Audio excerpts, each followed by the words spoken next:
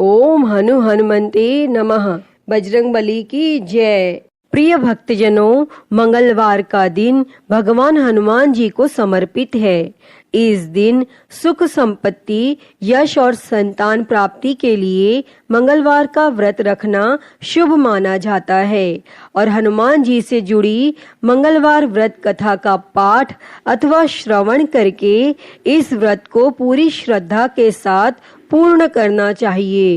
प्रिय भक्तजनों, आज हम इस वीडियो में मंगलवार की व्रत कथा सुनेंगे, तो आइए सुनते हैं। उससे पहले आप सभी प्रेम से बोलिए बजरंगबली की जय। एक समय व्यास जी ने कहा कि एक बार नैमिषारण्य तीर्थ में 80,000 मुनि एकत्र होकर पुराणों के ज्ञाता श्री सूत जी से पूछने लगे, हे महामुने, आपने हमें अनेक पुराणों की कथाएं सुनाई हैं। अब कृपा करके हमें ऐसा व्रत और कथा बताएं जिसके करने से संतान की प्राप्ति हो तथा मनुष्यों को रोग, शोक, अग्नि, सर्व दुख आदि का भय दूर हो, क्योंकि कलयुग में सभी जीवों की आयु बहुत कम है। फिर इस पर उन्हें रोग चिंता के कष्ट लगे रहेंगे, तो फिर वह श्री हरि के चरणों में अपना ध्यान कैसे लगा सकेंगे। तब श्री सूत जी बोले, हे मुनियों, आपने लोक कल्याण के लिए बहुत ही उत्तम बात पूछी है। एक बार युधिष्ठिर ने भगवान श्री कृष्ण से लोक कल्याण के लिए यही प्रश्न किया था। भगवान श्री कृष्ण और युधिष्ठिर का संवाद तुम्हारे सामने कहता हूँ, ध्यान देकर सुनो। एक समय पांडवों की सभा में श्री कृष्ण जी बैठे हुए थे। तब युधिष्ठिर ने भगवान श्री कृष्ण से प्रश्न किया, हे प्रभु, हे नंद नंदन गोविंद, आपने मेरे लिए अनेकों कथाएं सुनाई हैं। आज आप कृपा करके ऐसा व्रत या कथा सुनाएं जिसके करने से मनुष्य को रोग चिंता का भय समाप्त हो और उसको पुत्र की प्राप्ति हो। हे प्रभु, बिना पुत्र के जीवन व्यर्थ है। पुत्र के बिना मनुष्य नरकगामी होता है और पुत्र के बिना मनुष्य पितृ ऋण से छुटकारा नहीं पा सकता और न ही उसका पुण्य नामक नरक से उद्धार हो सकता है। अतः पुत्रदायक व्रत बतलाएं। तब श्री कृष्ण भगवान बोले, हे राजन, मैं एक प्राचीन इतिहास सुनाता हूँ, आप उसे ध्यान पूर्वक सुनो। कुंडलपुर नामक एक नगर था। उसमें नंदा नामक एक ब्राह्मण रहता था और भगवान की कृपा से उसके पास सब कुछ था। फिर भी वह दुखी था। इसका कारण यह था कि ब्राह्मण की स्त्री सुनंदा के कोई संतान न थी। सुनंदा पतिव्रता थी, भक्ति पूर्वक श्री हनुमान जी की आराधना करती थी और मंगलवार के दिन व्रत करके अंत में भोजन बनाकर हनुमान जी का भोग लगाने के बाद स्वयं भोजन करती थी। एक बार मंगलवार के दिन ब्राह्मणी गृह कार्य की अधिकता के कारण हनुमान जी को भोग न लगा सकी, तो इस पर उसे बहुत दुख हुआ और उसने कुछ भी नहीं खाया और अपने मन में प्रण किया कि अब तो अगले मंगलवार को ही हनुमान जी को भोग लगाकर अन्न जल ग्रहण करूंगी। तब ब्राह्मणी सुनंदा प्रतिदिन भोजन बनाती, श्रद्धा पूर्वक पति को खिलाती, परंतु स्वयं भोजन नहीं करती और मन ही मन श्री हनुमान जी की आराधना करती थी। इसी प्रकार 6 दिन गुजर गए और ब्राह्मणी सुनंदा अपने निश्चय के अनुसार भूखी प्यासी निराहार रही और अगले मंगलवार को ब्राह्मणी सुनंदा प्रातःकाल ही बेहोश होकर गिर पड़ी। तब ब्राह्मणी सुनंदा की इस असीम भक्ति के प्रभाव से श्री हनुमान जी बहुत प्रसन्न हुए और प्रकट होकर बोले, सुनंदा, मैं तेरी भक्ति से बहुत प्रसन्न हूँ, तू उठ और वर मांग। तब सुनंदा अपने आराध्य देव श्री हनुमान जी को देखकर आनंद की अधिकता से विह्वल हो श्री हनुमान जी के चरणों में गिरकर बोली, हे प्रभु, मेरी कोई संतान नहीं है, कृपा करके मुझे संतान प्राप्ति का आशीर्वाद दें, आपकी अति कृपा होगी। तब श्री महावीर जी बोले, तेरी इच्छा पूर्ण होगी, तेरे एक कन्या पैदा होगी, उसके अष्टांग प्रतिदिन सोना दिया करेंगे। इस प्रकार कहकर श्री महावीर जी अंतर्ध्यान हो गए। तब ब्राह्मणी सुनंदा बहुत हर्षित हुई और सभी समाचार अपने पति से कहा। तब ब्राह्मण देव कन्या का वरदान सुनकर कुछ दुखी हुए, परंतु सोना मिलने की बात सुनी तो बहुत प्रसन्न हुए और विचार किया कि ऐसी कन्या के साथ मेरी निर्धनता भी समाप्त हो जाएगी। तब श्री हनुमान जी की कृपा से वह ब्राह्मणी गर्भवती हुई और 10वें महीने में उसे बहुत ही सुंदर पुत्री प्राप्त हुई। यह बच्ची अपने पिता के घर में ठीक उसी तरह से बढ़ने लगी जिस प्रकार शुक्ल पक्ष का चंद्रमा बढ़ता है। और 10वें दिन ब्राह्मण ने उस बालिका का नामकरण संस्कार कराया। उसके कुल पुरोहित ने उस बालिका का नाम रत्नावली रखा, क्योंकि यह कन्या सोना प्रदान किया करती थी। इस कन्या ने पूर्व जन्म में बड़े ही विधान से मंगल देव का व्रत किया था। रत्नावली का अष्टांग बहुत सा सोना देता था और उस सोने से नंदा ब्राह्मण बहुत ही धनवान हो गए। अब ब्राह्मणी भी बहुत अभिमान करने लगी थी। समय बीतता रहा।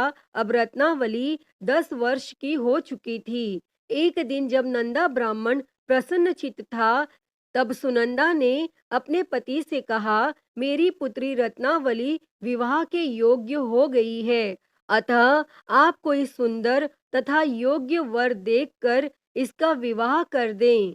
तब यह सुनकर ब्राह्मण बोला, अभी तो रत्नावली बहुत छोटी है। तब ब्राह्मणी बोली, शास्त्रों की आज्ञा है कि कन्या 8वें वर्ष में गौरी, 9 वर्ष में रोहिणी, 10वें वर्ष में कन्या, इसके पश्चात रजस्वला हो जाती है। गौरी के दान से पाताल लोक की प्राप्ति होती है और रोहिणी के दान से वैकुंठ लोक की प्राप्ति होती है।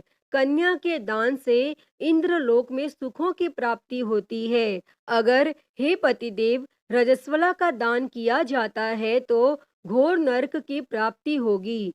इस पर ब्राह्मण बोला, अभी तो रत्नावली मात्र 10 ही वर्ष की है और मैंने तो 16-16 साल की कन्याओं के विवाह कराए हैं, अभी जल्दी क्या है। तब ब्राह्मणी सुनंदा बोली, आपको तो लोभ अधिक हो गया लगता है। शास्त्रों में कहा गया है कि माता पिता और बड़ा भाई रजस्वला कन्या को देखते हैं तो वह अवश्य ही नरकगामी होते हैं। तब ब्राह्मण बोला, अच्छी बात है, कल मैं अवश्य ही योग्य वर की तलाश में अपना दूत भेजूंगा।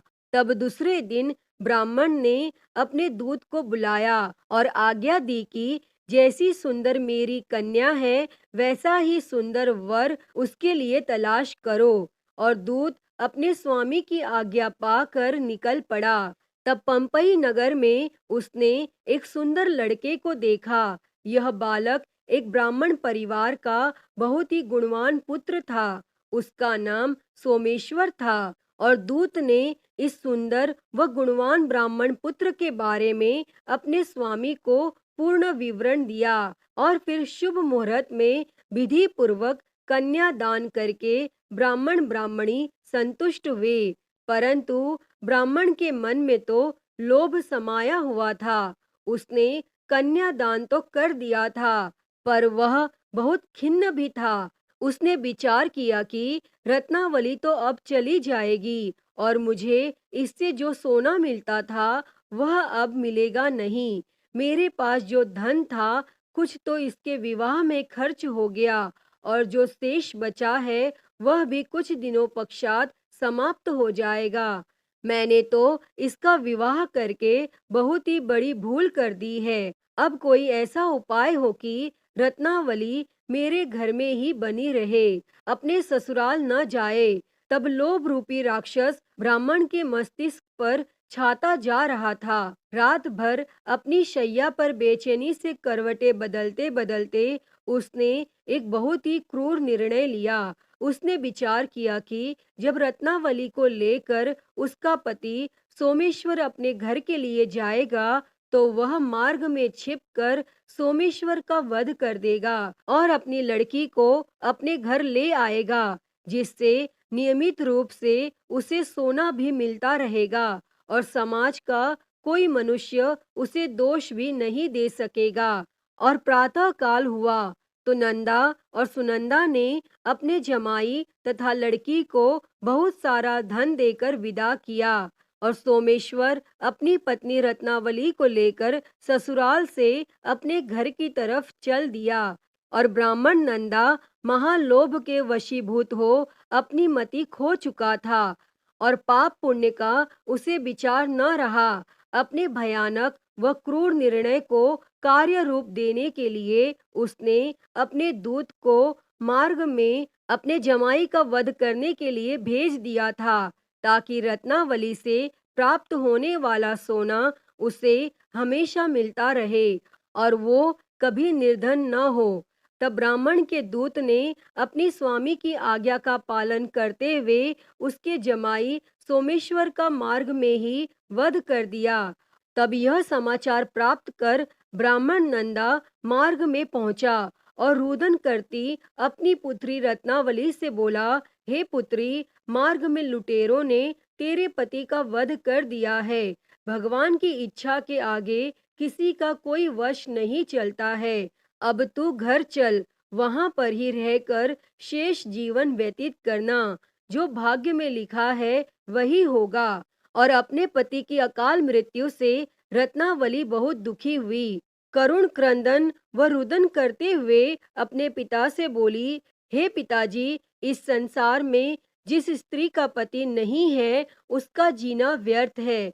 मैं अपने पति के साथ ही अपने शरीर को जला दूंगी और सती होकर अपने इस जन्म को, माता पिता के नाम को तथा सास ससुर के यश को सार्थक करूंगी। तब ब्राह्मण नंदा अपनी पुत्री रत्नावली के वचनों को सुनकर बहुत दुखी हुआ। विचार करने लगा, मैंने व्यर्थ ही जमाई वध का पाप अपने सिर लिया। रत्नावली तो उसके पीछे अपने प्राण तक देने को तैयार है और मेरा तो दोनों तरफ से मरण हो गया। धन तो अब मिलेगा नहीं, जमाई वध के पाप के फलस्वरूप यम यातना भी भुगतनी पड़ेगी। और यह सोचकर वह बहुत खिन्न हुआ। तब सोमेश्वर की चिता बनाई गई। रत्नावली सती होने की इच्छा से अपने पति का सिर अपने गोद में रखकर चिता में बैठ गई। जैसे ही सोमेश्वर की चिता को अग्नि लगाई गई, वैसे ही प्रसन्न हो मंगल देव वहां प्रकट हुए और बोले, हे रत्नावली, मैं तेरी पति भक्ति से बहुत प्रसन्न हूँ, तू वर मांग। तब रत्नावली ने अपने पति का जीवन दान मांगा। तब मंगल देव बोले, रत्नावली, तेरा पति अजर अमर है, यह महाविद्वान भी होगा और इसके अतिरिक्त तेरी जो इच्छा हो वर मांग। तब रत्नावली बोली, हे ग्रहों के स्वामी, यदि आप मुझ पर प्रसन्न हैं तो मुझे यह वरदान दीजिए कि जो भी मनुष्य मंगलवार के दिन प्रातः काल लाल पुष्प, लाल चंदन से पूजा करके आपका स्मरण करे, उसको रोग व्याधि न हो, स्वजनों का कभी वियोग न हो, सर्प, अग्नि तथा शत्रुओं का भय न रहे। जो स्त्री मंगलवार का व्रत करे वह कभी विधवा न हो। और मंगल देव तथास्तु कहकर अंतर ध्यान हो गए। सोमेश्वर मंगल देव की कृपा से जीवित हो उठा। रत्नावली अपने पति को पुनः प्राप्त कर बहुत प्रसन्न हुई और मंगल देव का व्रत प्रत्येक मंगलवार को करके व्रत राज और मंगल देव की कृपा से इस लोक में सुख ऐश्वर्य को भोगते हुए अंत में अपने पति के साथ स्वर्ग लोक को गई। अतः हे मंगल देव, जैसी कृपा आपने रत्नावली और उसके पति सोमेश्वर पर की, वैसी ही कृपा इस कथा को कहते, सुनते और हुंकारा भरते सभी पर सदैव करना। तो सभी प्रेम से बोलिए, श्री मंगल देव की जय, श्री हनुमान जी की जय। प्रिय भक्तजनों, मैं उम्मीद करती हूँ कि आपको यह कथा पसंद आई होगी और अगर वीडियो अच्छी लगी हो तो इसे लाइक करें, ज़्यादा से ज़्यादा शेयर करें और कमेंट में बजरंग बली की जय लिखना ना भूलें। और महाकाल भक्ति ज्ञान चैनल को सब्सक्राइब कर नोटिफिकेशन बेल को ज़रूर ऑन कर लें। हर हर महादेव। धन्यवाद।